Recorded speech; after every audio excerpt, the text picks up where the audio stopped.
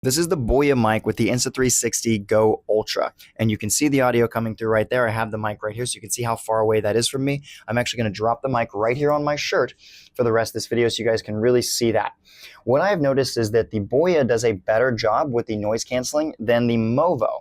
This mic right here, which looks almost identical. If I go quiet right now, watch. That is doing an exceptional job, whereas when I had the Movo on there, it still had audio coming through. And so that was a separate video if you want to go check that out. I'm testing all of these mics with these cameras with the most current update as of November 10th, 2025, so that you guys can see what you would get if you decided to go this route. Now, one thing that is nice about the BOYA is you can get a second microphone connected. So now if I hold this up here, you'll see the audio should be a little bit louder coming straight from my mouth.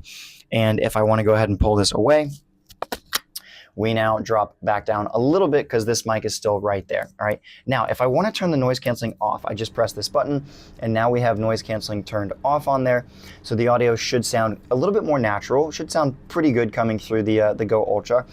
But what I will say is that unless you are, well, I mean, I guess if you're filming like this and you're turning the camera around and it's facing you and maybe you've got some of that going on, it could be nice to have the little mic connected. The only thing is you can't remove the camera from the pod with a mic connected, so just keep that in mind if you're thinking about it. You do get the benefit of two mics.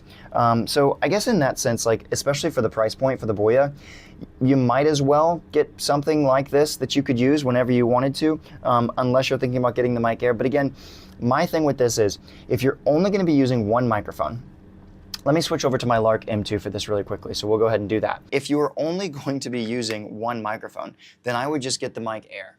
I think that the Bluetooth just makes complete sense in this situation.